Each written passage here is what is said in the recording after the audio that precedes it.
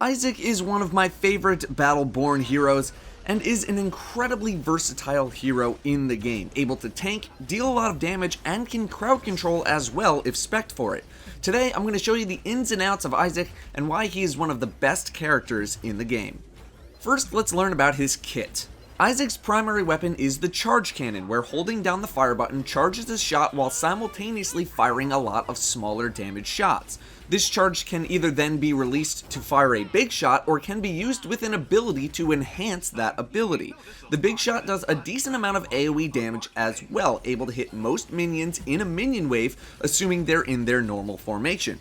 The downside of this is that he moves at half speed while charging up a shot, but it's not nearly as much of a hindrance as you might think, and with a Helix upgrade, you can eliminate this penalty. He also has a shield he can raise to block damage, but I can't really say I use this with much frequency. This should be used as an absolute last resort to staying alive. You should otherwise be dealing as much damage as humanly possible. His two abilities are Rotating Wards and Plasma Dash. Rotating Wards does exactly what you think it does. It brings up 5 protective shields that rotate around ISIC and block damage. Overcharging this ability increases the amount of damage each shield can block. Plasma Dash dashes you to a target location, dealing damage to any enemies struck along the way. This dash will technically teleport you through enemy minions. There is no collision with this ability. This is a very handy tool for escapes or even to initiate, as I'll explain. Overcharging this ability makes it deal more damage. One significant advantage Plasma Dash has is the ability to climb up ledges and cliffs. For example, in Incursion on Overgrowth, ISIC can climb up to where the big shards spawn from the neutral Thrall camp. This is huge for trying to flank the enemy, maybe steal their shards, or maybe try to get some extra damage on the sentry.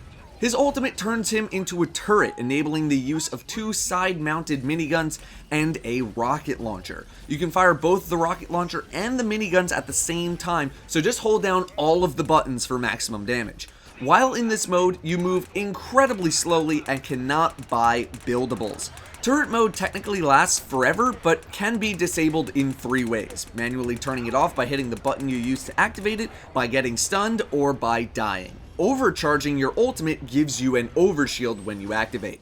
Gear-wise, he is pretty versatile as well. I currently run with bonus health, bonus shield capacity or bonus shield regen, and a legendary that steals shards, but that legendary is not something exclusive to ISIC. If you can find gear with negatives like additional reload speed or anything that doesn't affect his kit, that's pretty good to take for a discount. Do not worry about recoil, it is not that much of a problem at all. ISIC's Helix is split into shield enhancement, known as I'll Never Die, and damage enhancement, known as But You Sure Will. At level 1, I take the blue, Watchful Wards. I do not value shield penetration very highly, and Plasma Dash is not really an ability where you should be worrying about its damage. I tend to use Plasma Dash as a tool to either escape a bad situation or to stun a target, which I'll talk about soon. I'm not a fan of the mutation here. If I need to protect someone, I'll stand in front of them. I want my wards around me all the time, and the mutation just drops your wards in place. I don't want that.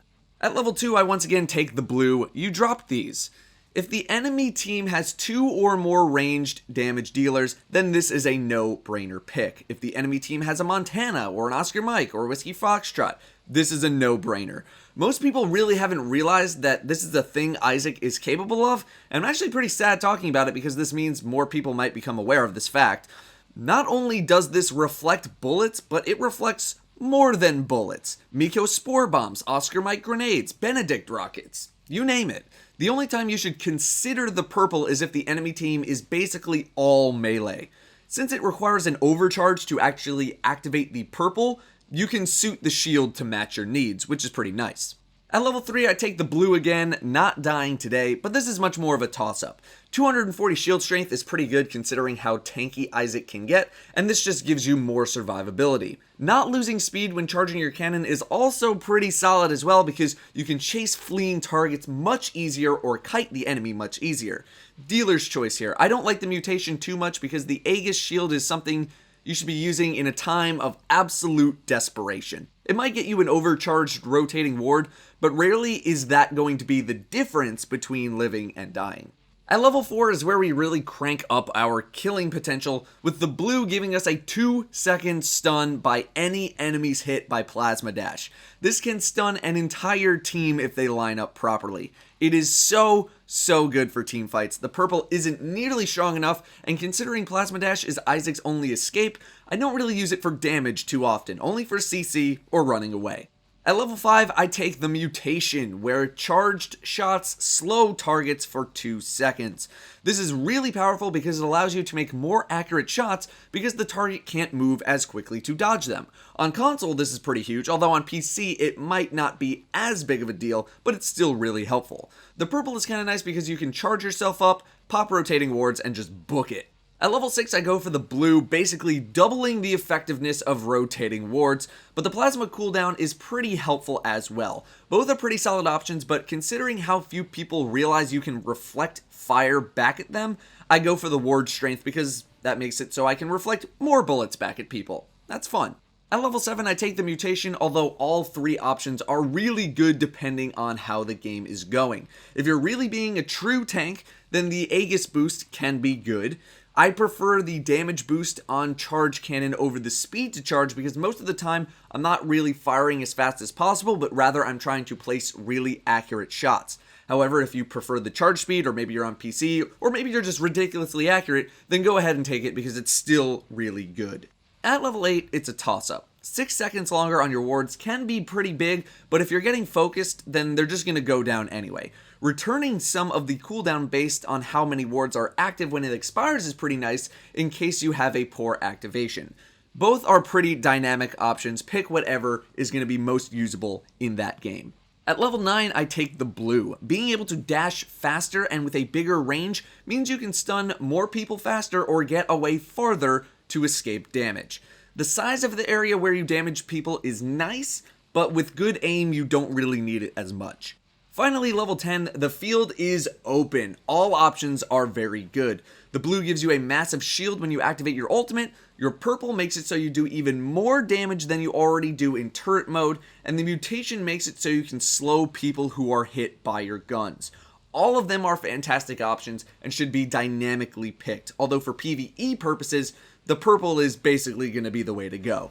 Despite the fact that ISIC is classified as a tank, he works amazingly well as a damage dealer. I will frequently top the damage meters by several tens of thousands because of the fact that his charged shots deal AoE damage. This makes him excellent at clearing minion waves. The biggest thing to practice is the rhythm of his charged shots. Once you get down the pace of the shots, that's when you'll really be able to see him shine. Do not underestimate his damage, ever. Each charged shot deals a good chunk of damage, about 200 to 300 depending on levels, and the in-between shots can add up. ISIC's health pool is really high considering his damage, starting at over 2,000 health at level 1. Stack that on top of his rotating wards that can block a lot of damage early on, and you have a character that is incredibly strong right at level 1, something not a lot of heroes have going for them. Make sure you take advantage of his minion killing capabilities as much as possible because he can wipe out minion waves in a few shots from the comfort of your back line. ISIC can be played very aggressively throughout a match. He has very good poke capabilities, so take advantage of that in the opening moments of a match. Poke away at enemy players while they are hitting their minions so you can gain the upper hand in terms of having map control. However, don't neglect minions completely. If you're on Meltdown, if you're the only person in your lane or you only have someone else who is terrible at minion clear in your lane, focus on the minions, then move to enemy players. If you're on Incursion, you can forego the minion killing for a little bit to chip away at the enemy since minions aren't as important in the early game on Incursion. At level 2, you instantly gain a huge advantage over ranged with your blue Helix. They either need to shoot you to get rid of your damage, hurting themselves, or they need to ignore you while you pummel them with damage. As soon as you hit level 4, that's when you can really start going harder on the enemy team. One stun can mean certain death for an enemy or can otherwise CC a large group of people or stop the enemy from using their ultimates, allowing your team to follow up. Being able to very effectively kite melee at level 5 only helps Plasma Dash's stun. With regards to his ultimate, just because you can stay in his turret mode doesn't always mean that you should. be mindful of the enemy team composition. If they have a Wrath or a Galilea, or someone with easy access to a form of crowd control, you're going to get knocked out of turret mode really quickly. Turret mode is great for team fights while you're not being focused, and is amazing for dealing damage to enemy sentries in Incursion. Just stand back and let the damage fly. Just also know when you should leave turret mode and get back to normal. That's preferably when you're being focused and need to get away. ISIC has one major flaw though. He is gigantic. He is one of the biggest character models in the game, and that makes characters like Thorn, Marquis, or really most other ranged a nightmare early on. Incursion will not be the most fun time until you get Reflective Wards, which is fortunately only one level away. Still, he is very easy to torment and poke at, so you must be aware of your surroundings and take advantage of cover frequently.